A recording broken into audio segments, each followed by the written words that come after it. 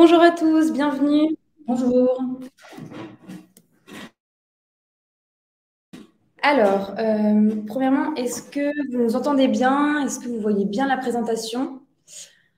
N'hésitez pas à nous dire dans le chat si c'est le cas.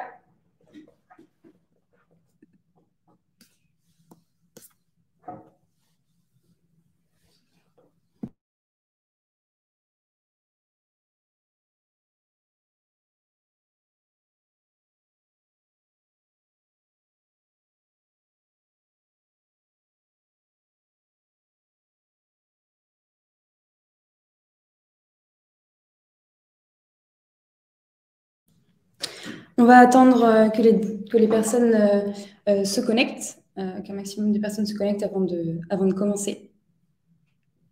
Mais bonjour à celles et ceux qui viennent d'arriver.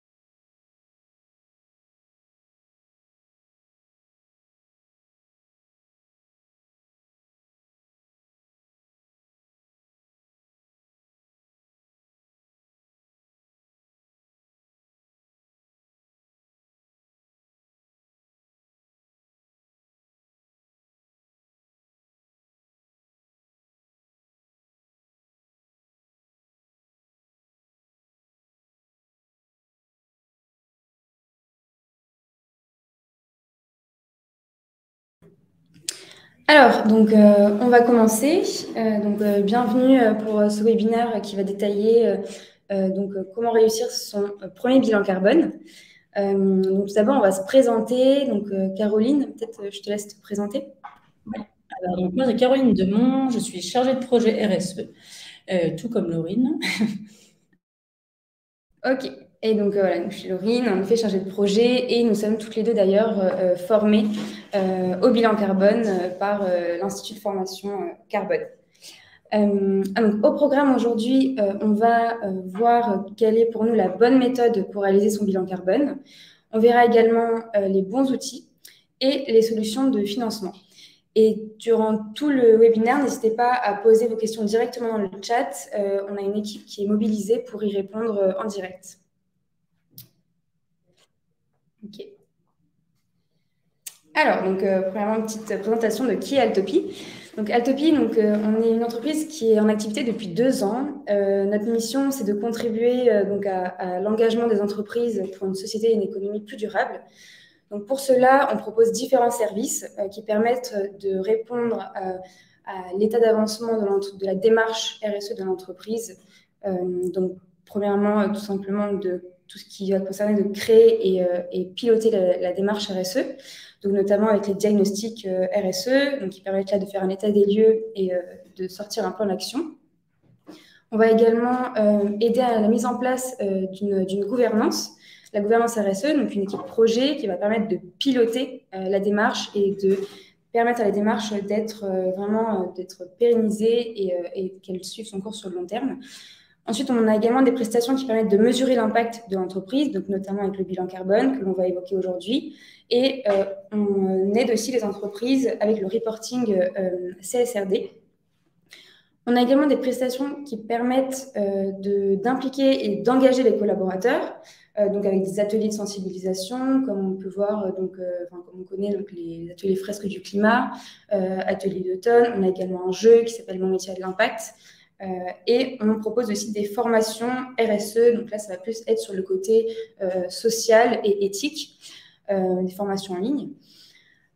Et ensuite, on fait également des prestations qui permettent de valoriser donc, toute cette démarche, donc, notamment grâce au rapport RSE, mais aussi grâce au label et aux certifications, donc, que ce soit par exemple le B Corp ou EcoVadis.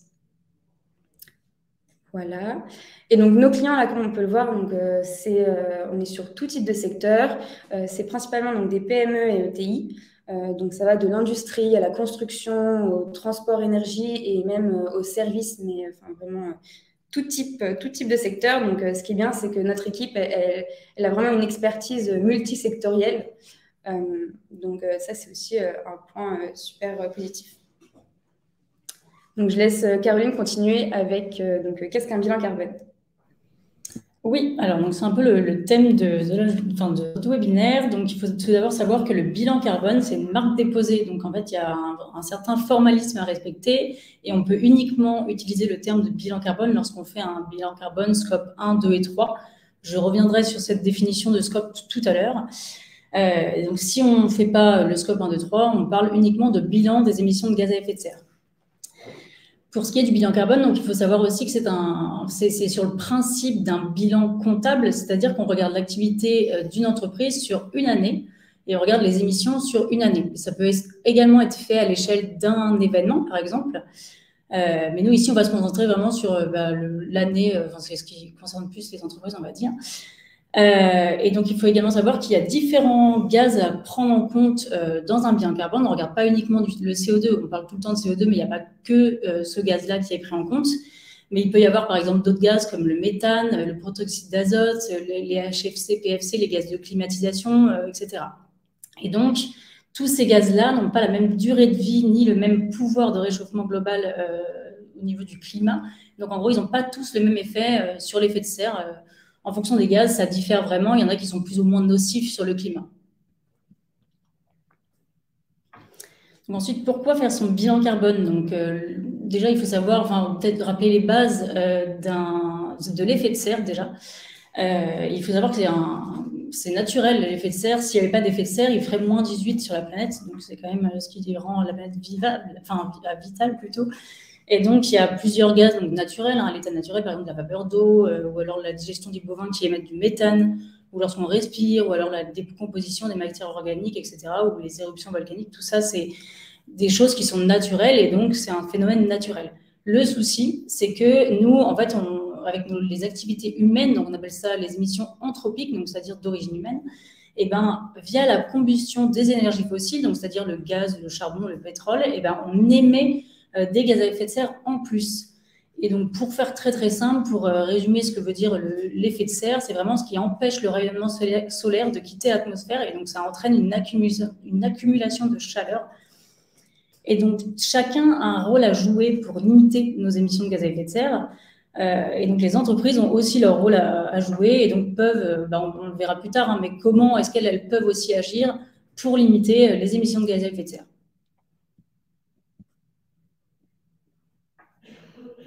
Ensuite, au niveau de ce que dit la loi, donc depuis le 1er janvier 2023, le scope 1, 2 et 3 sont obligatoires pour toutes les entreprises de plus de 500 salariés.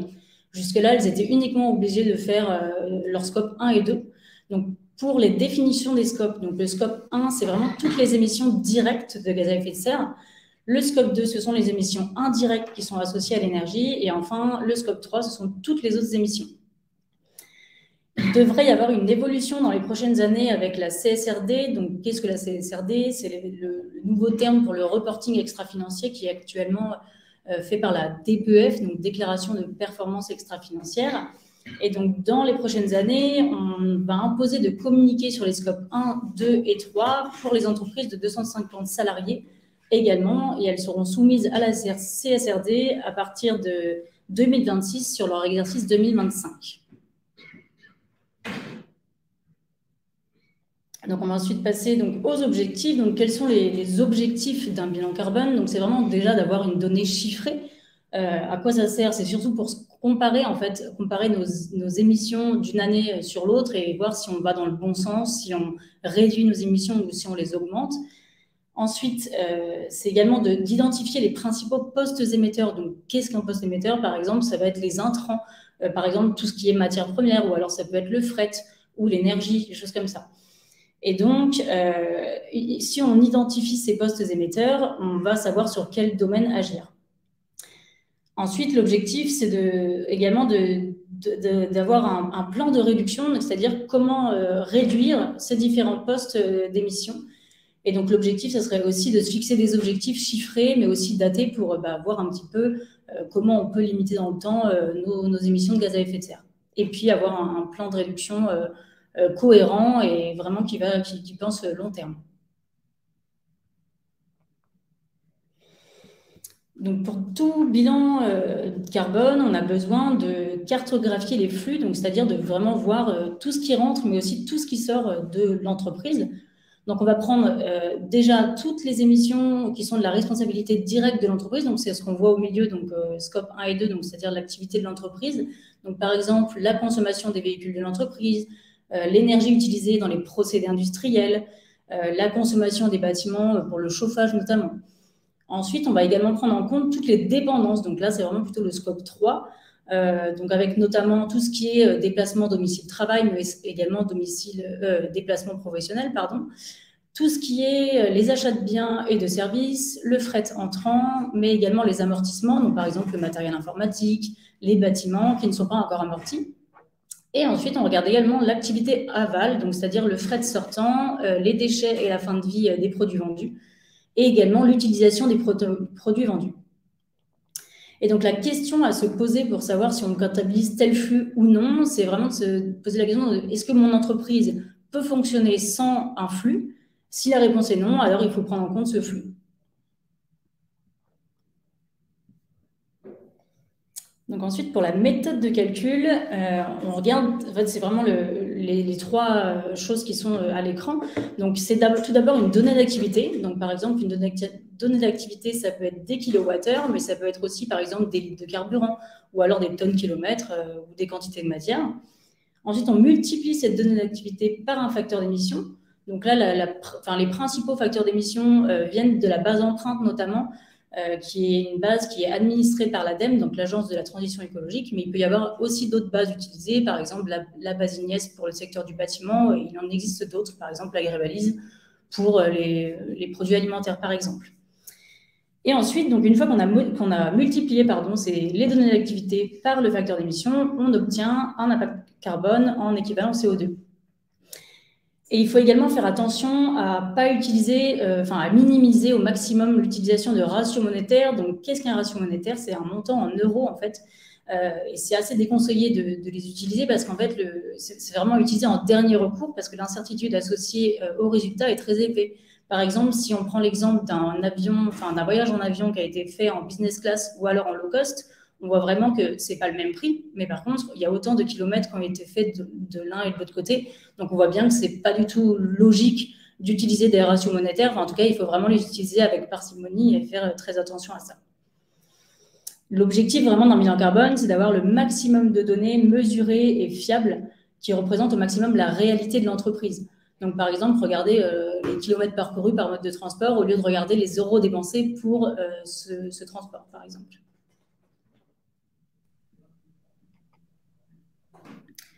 Alors, donc là, on va voir un petit peu la bonne méthode, en tout cas la méthode que nous, on recommande en tant qu'expert bilan carbone, experte.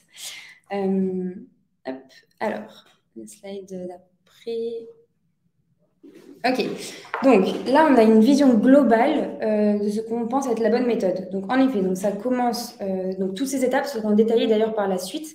Donc, on commence par cadrer et lancer la démarche. Ensuite, on va collecter et calculer le bilan carbone. Et donc, pour arriver vers les étapes les plus intéressantes, qui sont la co-construction du plan d'action et l'action. Alors, donc, premièrement, bien cadrer le projet. Donc ça, c'est essentiel si on veut réussir son bilan carbone.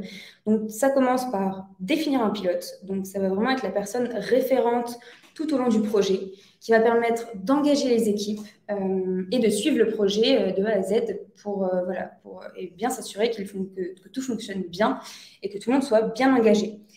Ensuite, il va falloir définir le périmètre, donc à savoir le périmètre organisationnel et temporel.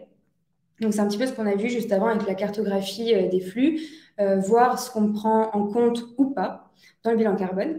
Ensuite, ça va être très important de communiquer le projet en interne pour que toutes les équipes de l'entreprise, même tous les collaborateurs soient au courant. Et ça peut même aider à inviter des personnes, par exemple, à être membre de l'équipe projet. Et donc, c'est d'ailleurs cette équipe projet qu'on va sensibiliser aux enjeux climatiques. Donc, en général, ces personnes vont être plutôt les personnes qui vont aider à collecter les données. Donc, ça va être très important qu'elles soient bien impliquées et bien engagées. Donc ensuite, on va analyser les flux. Donc, en effet, il y a vraiment la différence entre la définition du périmètre, où là, on voit quelle activité est-ce qu'on prend en compte ou pas, et l'analyse des flux. Là, on va vraiment essayer de voir quelles sont toutes les activités de l'entreprise, qu'est-ce qui rentre, qu'est-ce qui sort, quels sont les déplacements, qu'est-ce qui est acheté. Voilà. Donc, et ça va nous permettre, en réalité, d'identifier les données à collecter.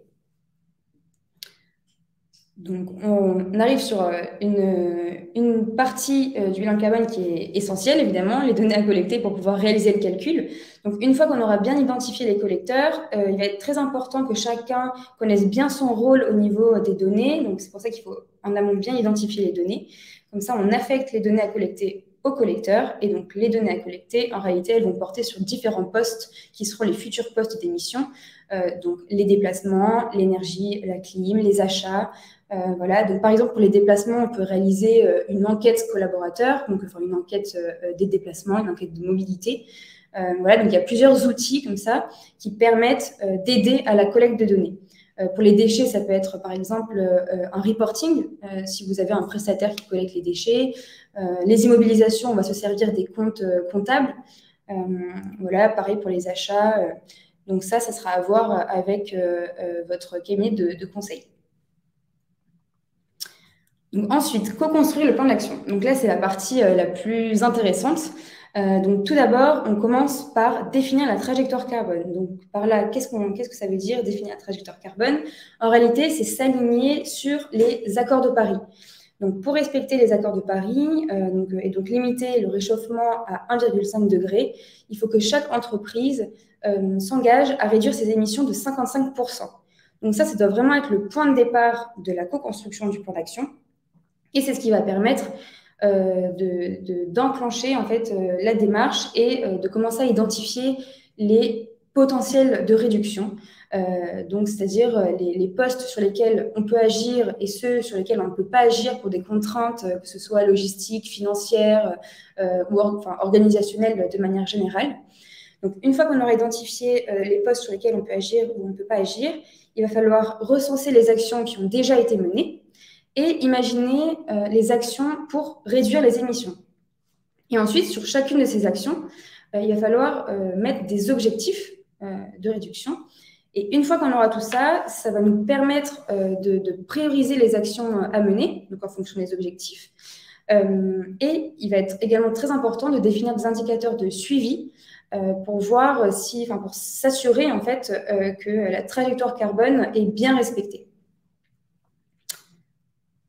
Donc, la mise en œuvre du plan d'action, donc là, ça va être une étape également assez importante. Il faut vraiment que toutes les équipes que l'équipe projet soit mobilisée. Donc, d'ailleurs, l'équipe projet, elle peut être la même que l'équipe des collecteurs, ou vous pouvez même inviter peut-être d'autres personnes qui ont un engagement assez fort dans l'entreprise et qui sont capables de mobiliser les équipes, donc l'entreprise de manière générale, dans cette équipe projet.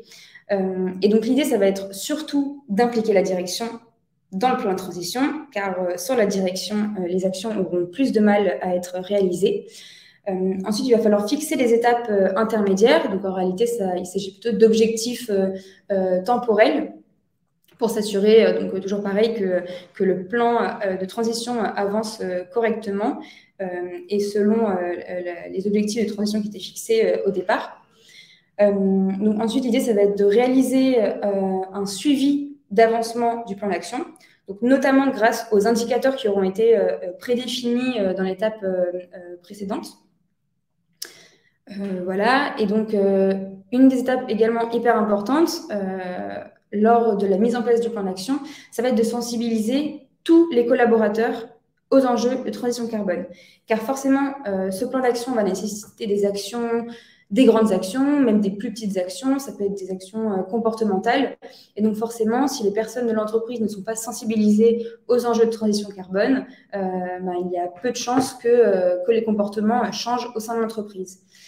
Et évidemment, en 6e point, on a mis donc communiquer l'avancée du plan en interne et également en externe. Et donc là, il y a plusieurs manières de communiquer et c'est également un moyen pour l'entreprise de s'engager réellement, de s'engager auprès des parties prenantes externes et donc de se motiver en même temps pour aller vers ses objectifs.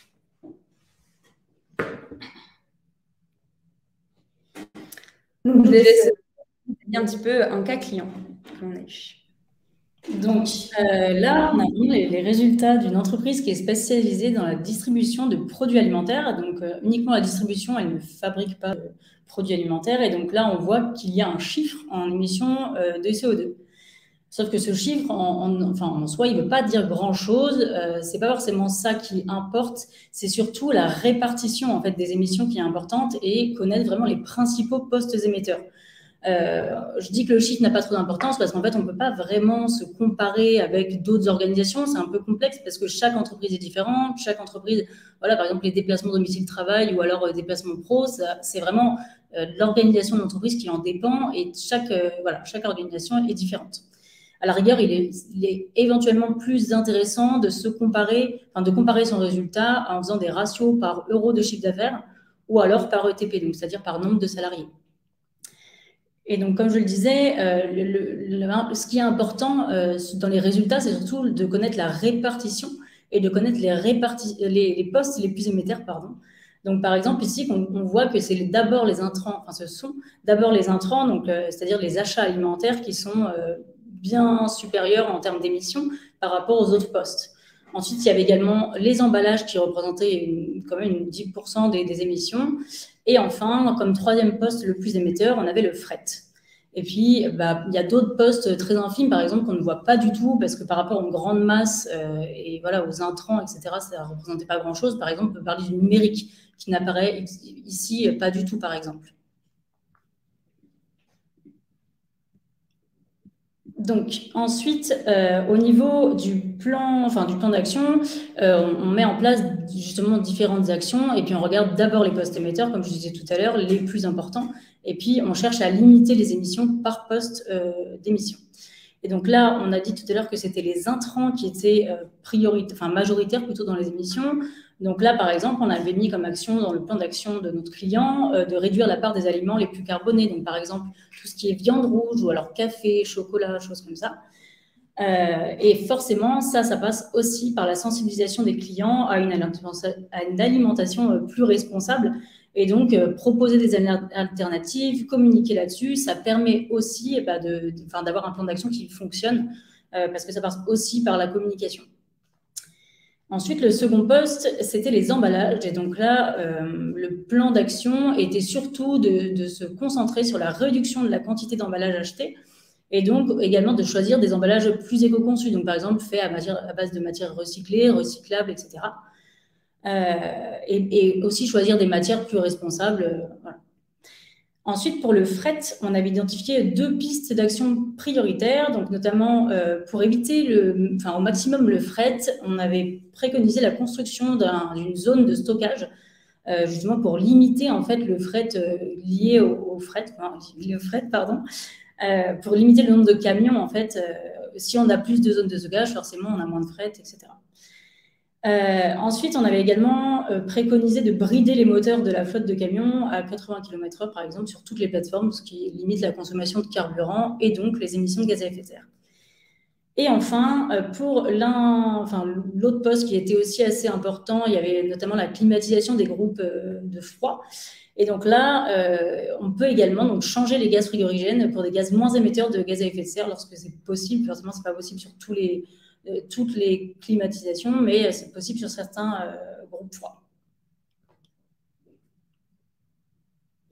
Donc ensuite, on passe aux bons outils donc pour réaliser son bilan carbone. Donc là, on a un premier outil qui est donc le tableur bilan carbone de l'ABC. Donc l'ABC, c'est l'Agence pour la transition bas carbone. Et donc, ce tableur, le souci, c'est que c'est un tableur Excel. Donc, c'est quand même pratique parce que tout le monde a Excel. Mais par contre, ce n'est pas très ergonomique et assez peu lisible. Il y a énormément d'onglets, comme vous pouvez le voir sur la petite image présentée ici. Il y a beaucoup d'onglets. C'est assez compliqué de comprendre comment il fonctionne. Et déjà, pour l'utiliser, il faut être formé par l'IFC, comme on le disait tout à l'heure, et puis donc payer une licence également, donc, ce qui rend la chose un peu plus complexe. C'est pour ça qu'on a d'autres outils, donc notamment des outils SaaS, donc c'est-à-dire des logiciels en ligne, où là, on peut être sur quelque chose de plus collaboratif. On peut aussi permettre de donner des accès, par exemple, ça dépend des logiciels, mais parfois, on peut permettre de donner des accès différents en fonction, par exemple, donner une seule entité à remplir à un collecteur et puis une autre entité à un autre collecteur, etc. Donc, c'est plus pratique, on va dire, pour collecter les données. C'est également plus ergonomique, forcément, puisque là, c'est assez clair comment ça fonctionne. Et puis, on a également la possibilité de voir les émissions sous forme de graphique, ce qui est ce qui rend la chose assez lisible. Et puis, on peut également mettre en place des plans d'action intégrés. Souvent, avec ces plateformes, elles le proposent. Donc, nous, là, on a l'exemple de Tuvalu, mais il faut savoir qu'il en existe d'autres. Il y a d'autres plateformes qui existent que celle de Tuvalu. Bon, par contre, le seul point négatif, on va dire, c'est que le coût d'abonnement, forcément, est plus cher que notre tableau Excel de la slide précédente. Donc ensuite, au niveau de l'outil, toujours, donc on en a parlé tout à l'heure, mais donc l'objectif, c'est vraiment d'éviter les outils qui utilisent principalement des ratios monétaires. Parce que comme je le disais tout à l'heure, les ratios monétaires, ce n'est pas du tout représentatif de la réalité et surtout, ça associe le résultat à une très, très forte incertitude.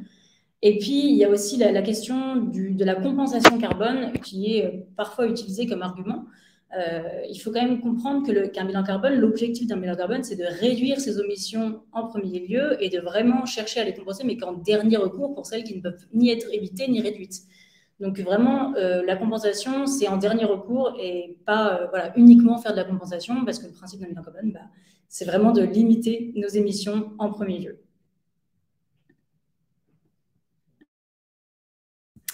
Alors, donc, on va terminer avec les solutions de financement pour réaliser le bilan carbone. D'ailleurs, encore une fois, n'hésitez pas à poser des questions dans le chat. On y répondra, même si on a un petit peu de temps à la fin du webinaire, on y répondra avec Caroline. Alors, donc, pour les solutions de financement, on a donc la solution en France aujourd'hui qui est donc la principale solution de financement en réalité, c'est le programme Décarbonation. Et donc, pour bénéficier de ce programme, il faut que l'entreprise ait un effectif de moins de 500 salariés. Il faut qu'elle n'ait jamais réalisé de bilan carbone et qu'elle ait au moins 1 an d'activité. Donc, le coût de la prestation, il s'élève à 10 000 €. Et donc, le reste à payer pour les entreprises, donc ça va être de 4 000 € pour les entreprises de moins de 250 salariés et 6 000 € pour les entreprises de 250 à 499 salariés. Et donc, les acteurs pour ce programme, on va vraiment avoir donc, le financement qui va être réalisé donc, par le ministère de la Transition et l'ADEME. Ensuite, on va s'appuyer sur la méthodologie de l'ABC, qui est l'Association pour la transition bas carbone. L'expertise, elle sera assurée par des cabinets de conseil, donc par exemple Altopi. Et on a la BPI qui va piloter le projet et notamment mettre en relation donc, votre entreprise avec un cabinet de conseil. Et qui va également épauler un petit peu le cabinet de conseil, enfin le guider en tout cas sur la méthode à suivre, donc la méthode qui est de l'ABC. Donc c'est la solution aujourd'hui vraiment qui est la plus accessible et voilà. Alors, donc ensuite, on a une deuxième solution de financement qui est donc les OPCO. Donc, il faut savoir en fait que dans le cadre de la loi climat et résilience, les OPCO, qui sont un organisme qui permet de former et d'offrir des formations aux entreprises, ils ont une nouvelle mission qui est d'informer et d'accompagner les entreprises à la transition écologique. Et donc, ils permettent, dans le cadre de cette nouvelle mission, les prestations de conseil en environnement peuvent être financées. Donc là, on vous invite à vous rapprocher de votre conseiller OPCO pour éventuellement voir si la prestation bilan carbone de votre entreprise peut être prise en charge par votre OPCO ou non. Voilà. Oui, mais écoutez, on a terminé là, en tout cas nous, pour nos explications. Donc, est-ce qu'on a des questions dans le chat? Alors, oui, il y a des questions. Alors, donc, peut-être pour répondre à Bertie. Alors, donc, pour la question qui est donc de combien de temps ça prend de faire un bilan carbone. Donc, dans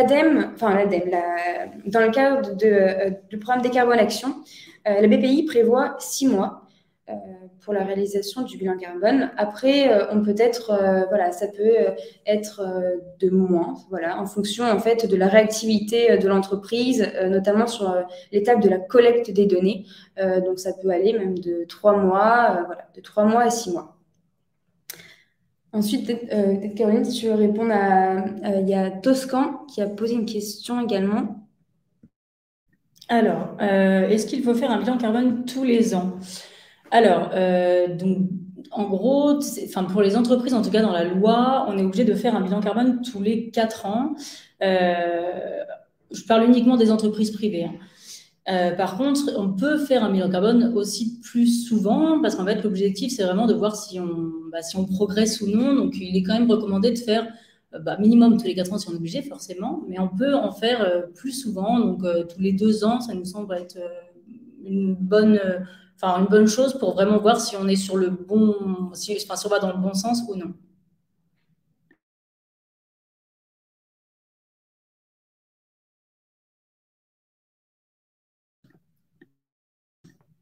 Ok, parfait. Est-ce qu'il y a peut-être d'autres questions?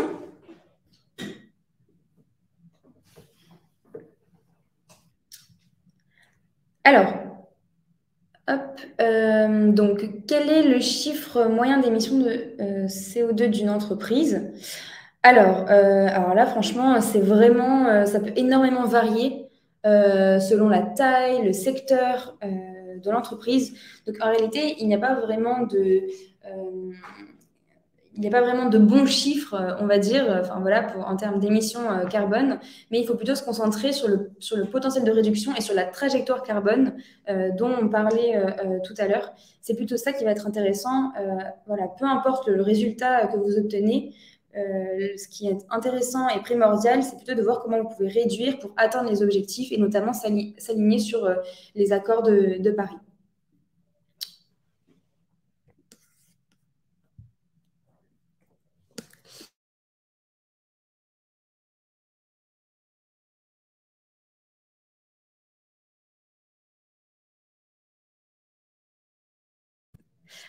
Alors, donc pour répondre à Nour, peut-on cumuler le financement d'IAC Décarbone Action et les aides de l'OPCO pour le reste à payer? Alors là, ça dépend, vraiment, ça dépend des aides qui sont fournies par l'OPCO. Donc vraiment, on vous incite, on vous invite à vous rapprocher de votre conseiller OPCO.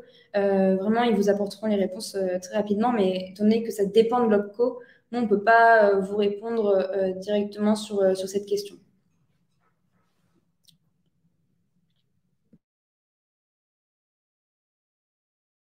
Alors, pour la réponse de peut-on faire son bilan carbone tout seul, comme je le disais tout à l'heure, en tout cas pour faire un bilan carbone, il faut en principe être formé par l'IFC, pardon, donc l'Institut de formation carbone, et donc il faut être formé à la méthode bilan carbone.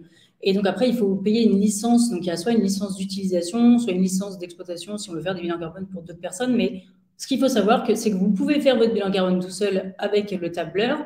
Par contre, il faut être formé. Et si vous faites votre bilan carbone tout seul avec un outil SaaS, par exemple, donc un logiciel, là, vous avez uniquement besoin d'un accompagnement d'un consultant carbone. Mais donc, vous pouvez très bien faire votre bilan carbone seul, mais il faut quand même être accompagné. Enfin, c'est mieux d'être accompagné ou alors être formé à la gestion de l'outil.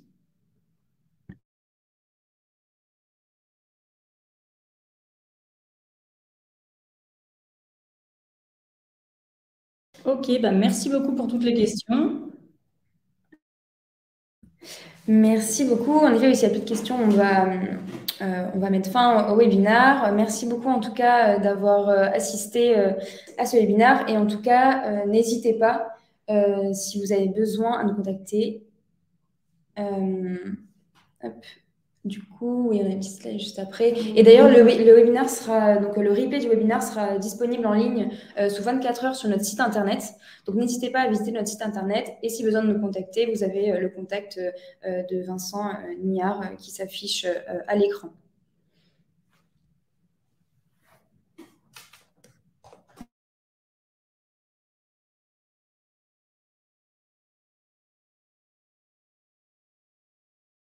Merci beaucoup. Merci beaucoup. Au revoir. Au revoir.